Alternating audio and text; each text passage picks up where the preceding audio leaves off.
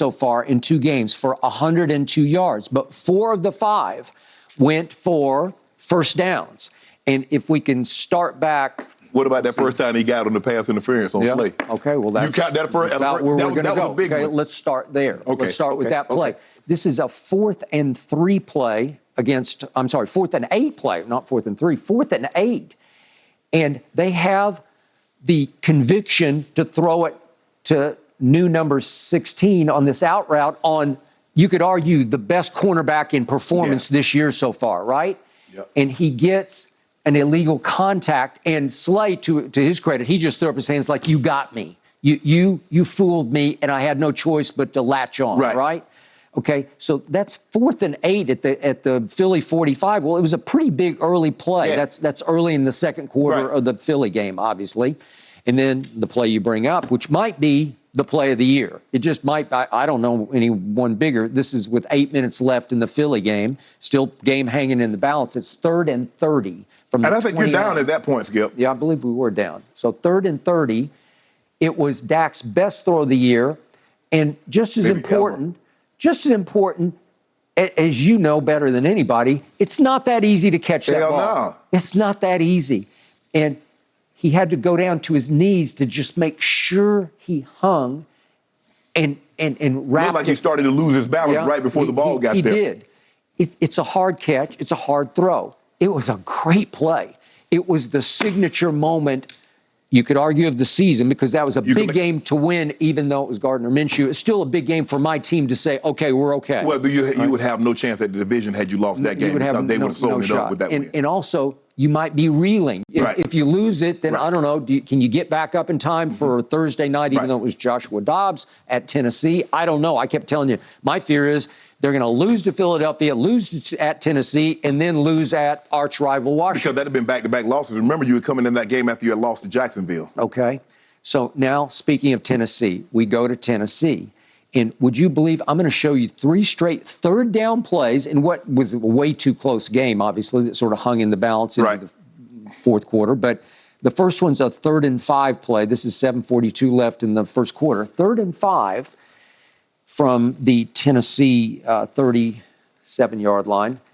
And he goes to guess who? Well, this is 3rd and 5. It's a big deal early in that game to set the tone. Is there not trust there? Yeah. Do your eyes not tell you, oh, Dak, he likes him? Right. Okay? He's going to go to him when the chips are down. I don't know what that DB is thinking. You see him pause. Remember, so he's not running a go route, son. Drive that. Okay, remember, they're playing back. Okay. You're right. I don't even know. Man, I totally forgot. You're right. Okay, you're right. My bad. Okay. I apologize. I'm afraid he's like beneath your criticism. Okay, you're right. All right. So then we got the next one's another 3rd and 3 at the Dallas 39. This is 9:23 of the second quarter, and let's see this one. This is 3rd and 3, so it's still nice a key play. Right? Yeah, it's just a nice slant where he goes inside instead of outside. And Dak trusts, I'm going to throw it to you because I believe you're going to catch this. Yeah. It's not Noah Brown because I never know quite sure. Noah Brown can make big catches, and you know he can make bobbled up pick 6 interception plays, right? Yeah. Okay, so then there's one more. This is late in the third quarter. Game is still sort of hanging in the balance. It's a 3rd and 10 from the 25. 3rd and 10 now. 3rd and 10. Dak had a rocky second quarter, and he flips it to 16, who gets loose and ends up going for 28 yards on this play. Okay?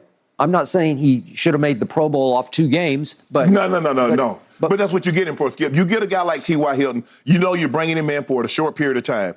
He's there to give you a few plays a game, and if he can do that, it's very valuable. He's giving you those plays. He got a pass interference that kept a drive alive that led to points, and the 3rd and 30. Yep. Because I'm not so sure, Skip, if you don't pick up that 3rd and 30, I don't believe you win that game. I believe Philly's going to look at where Philly's going to get the ball. I don't either. 3rd and 30? 3rd and 30. As you well know, the psychological damage you do to the defense because you know what they're saying in the huddle, like, God. They know, and I tweeted that, I said, it's over. Because normally on 3rd and 30, what do you see teams do, Skip? They just dump it down, punt the ball, and live to see another day. But give the Cowboys I don't know the math on it, but the statistics on it have to be it's less than 10%. Got to be. Maybe less than 5%. I might go lower than that. Okay. On 3rd and 30 in the history of your league converted, it's just, it's virtually impossible. Like 8 for something. I mean, we're not talking about a pass interference or anything like that. We're talking about a completion or a run. Okay.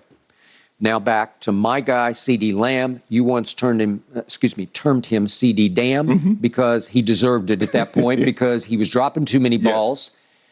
And he came and he went, and he came and he went. And all of a sudden, here he comes. But you remember what was the turning point? What did Jerry Jones say? Jerry said that's the number one. We need you to make those plays. He did. He called him out a little bit, and he sort of through the back door. And he took off after that. Last 3 games, this is CeeDee Lamb at Jacksonville. Obviously, they lost in overtime, but they were ahead 27-10 late in the third quarter. Right. He caught 7 balls in that game for 126, and I told you the next day, well, at least there's a bright spot. Right. 7 for 126. Against Philly, he got 11 targets. He caught 10 of those for 120. Right. Okay, and 2 big touchdowns in that game. Okay, I'll take that. Yes. That's a pretty big-time performance. And then at Tennessee, he gets 14 targets. So here's the targets. They go 7 at Jacksonville, 11 at versus Philly, and 14 at Tennessee. So you can see what Dak's doing. 32 in 3 games, so basically 11 targets, a little over 11 targets a game. Okay, they're going 7 to 11 to 14. So either Dak or Kellen Moore or somebody is saying, you know what, we're going to feed the beast over there. Well, Skip, that's the guy that can produce the yards and produce the touchdowns. It's almost like what Brady finally did with Mike Evans. He said, heck with it. Like, he's the guy. They hadn't had a touchdown pass together for 11 games. Yep. So he just said, I'm just going to start throwing to him, and surely something good will happen, and it started to. CeeDee Lamb, I believe, has emerged to be what I thought he was, which is a top 10 receiver, because over the last 3 games, he is tops in targets and catches in the National Football League over those 3 games. Well, they're the 3 games for me because they're setting the table for what could come. He has emerged as a guy that I trust a little bit more than I ever trusted Amari Cooper. You know what I thought of Amari? He changed Dak's life for a while down the stretch of 2018 because Dak would not have the contract he has right now without Amari Cooper's assistance. Right. Everything changed overnight. Remember, they're 3-5, and he walks in. He did play in the game that they fell to 5, but he wasn't. He'd barely been there. 3-5, they take off. They go the next week and win at Philadelphia, and then it just boom, boom, boom, boom, boom, and they end up winning a home playoff game before they lost to the Rams out here. But they took off because of Amari Cooper's presence.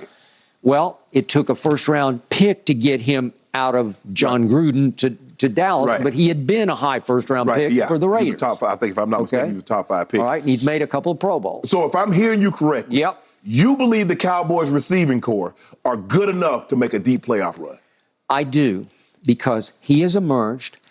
I still see glimpses of Ghost Gallup. I see glimpses here and there because he still can make big touchdown catches. If you ignore him, he make the circus catch, but it's the routine that they'll throw it right to him and he'll like bobble it, drop it. Lately they haven't been throwing to him very much because his targets are going down. Well, he had one game. I think he had 1 target. Yeah, I wrote down all his targets, but you're right. It's not. Yeah, he had 1 at Jacksonville. He had 1 target. He caught 1 ball for 2 yards. For 2 yards? Okay, that was at Jacksonville. All right. This brings me to why am I bullish? Dalton Schultz is pretty good. He's not Shannon Sharp. He'll never make. I don't think he'll make a Pro Bowl. I mean, maybe I'd eat those words, but I don't think he will. There's too many better ones. But he's a pretty good one. And more important, he is Dak's favorite target. I agree with that. All right. I do have that going for me. The 2 kids you like fairly well. Hendershot, Ferguson. Yes, Jake Ferguson's he's pretty good. He was, I think, a 3rd-round pick, but Peyton Hendershot out of Indiana was completely undrafted, and he's made a couple of nice catches. He also has dropped a couple.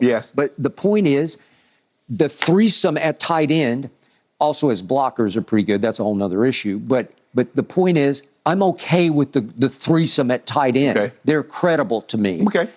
Brings me to the other huge X factor. Tony Pollard has emerged as a very quiet, unsung star to me. Because I say it again, I don't know who he is. If he came and sat down here, I'm not sure I'd know who he was unless he had his jersey on. Are you concerned about the thigh bruise? You believe he'll be 100% by the time? They said he's going to play this week. So I'll. Nothing to worry about there then. I hope not. All I know is this. At Memphis, I kept telling you when they drafted him, he played more receiver than running back. He was their slot.